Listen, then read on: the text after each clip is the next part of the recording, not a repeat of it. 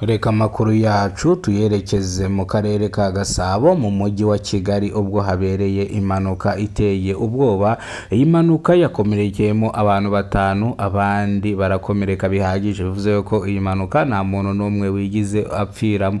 Iyi mpanuka rero yabaye ku gicamunsi mu masaha ya saa 12 z'umugoroba ku itariki zisanga 6 z'ukwezi kwa munani mu mwaka w'ibihumbi 2024.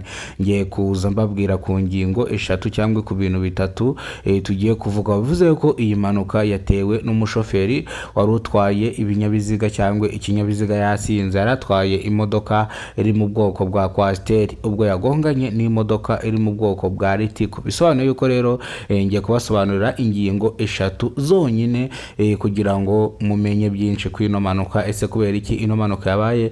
Ese uyu mushoferi yari yanyoye? Ese hakomerekeyemo abantu bangahe? Ese nabapfuye barimo? Ndaje rombi basobanurire. Bivuze ko niba ushaka kumva kino kiganiro, ikintu cya mbere usabwa ni ugukora subscribe kuri Kidasamura TV Rwanda kugira ngo uzajye ubona amakuru mu buryo burambuye. Turaza kugarukana none mu karere ka Rusizi ahazwi mu murenge wa Bweyeye, naho imodoka yakoze impanuka. Imodoka iri mu bwoko bwa Coaster yagonganye n'imodoka yari yambaye plaque y'indundi ubwo yari iri hano mu Bweyeye, bikaba byakunganiye hano santere Bweyeye hano munsi y'Akagari. Bisobanuye yuko rero nino mpanuka nayo ndibuze kuyivugaho. Bivuze ngo rero ufite byinshi byo kurarikirwa, ariko iyi mpanuka yabereye Bweyeye hakomerekeyemo abantu batatu, abandi babiri bitaba Imana. Bivuze ngo rero ibi bintu ndaje mbibasobanuriye mu ngingo eshatu, ariko turabanza duhere mu mujyi wa Kigali mu karere ka Gasabo. Mu karere ka Gasabo imodoka yari iri mu bwoko bwa Coaster yagonganye n'imodoka ya KBS iri mu bwoko bwa Yutongo. Bisobanuye yuko rero umujema utwaye iyi Yutongo yari yanyweye ikintu cyitwa agacupa yagafinengize. Ni mu gihe yagonze ino modoka ibirahure bimenekera cyangwa biramenagurika, abagenzi birabica.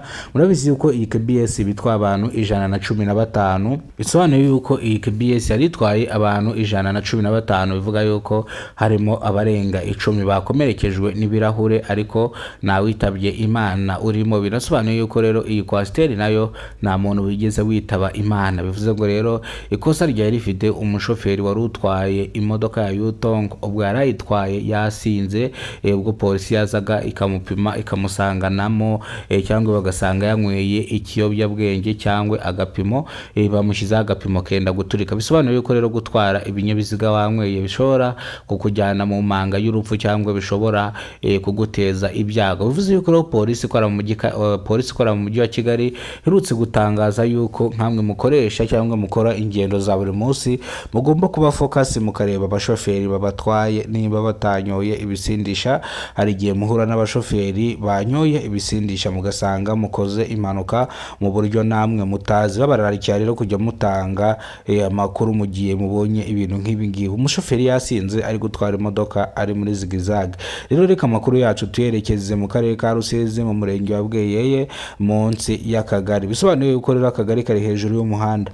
Rero habereye impanuka, imodoka nayo iri mu bwoko bw'indundi ndetse imodoka iri mu bwoko bwa Coaster.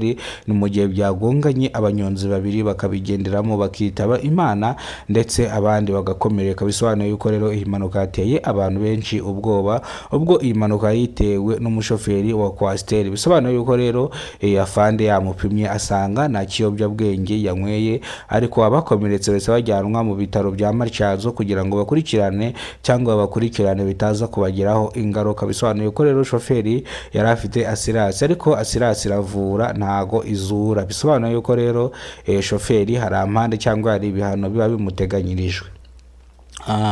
Mwawe ikaze rero kuri Kidasamura TV Rwanda. Nimbere bwo bwa mbere uhageze kora subscribe ufungura inzogera kugira ngo uzajye ubasha kubona amakuru mu gihugu cy'u Rwanda. Nge mwareba mubana nitwurinzwe n'Imana Emmanuel, ariko abandi bibanze ku mazina ya Kidasamura. Rero nimbere bwo bwa mbere ugize ukuntu umuyoboro ufungura inzogera ukore subscribe. Wowe wakoze subscribe uruwa gaciro, ibyo tugezeho niwe tubikesha, nibyo twenda kugeraho ni wowe tubikesha. Bivuze ngo uruwa gaciro kuri twebwe kubera yuko impamvu uruwa gaciro nimba uturebera video zacu cyangwa ukareba amakuru mu gihugu cy'u Rwanda, buriya wamenye amakuru, buriya ugira nuko witwara. Hari umuntu ujya uvuga kuri Radio Rwanda akavuga ngo ngewe akaradiyo kanjye nkahoza ku musego kugira ngo amasaha yageze isaha yayo kugira ngo ntibonere amakuru.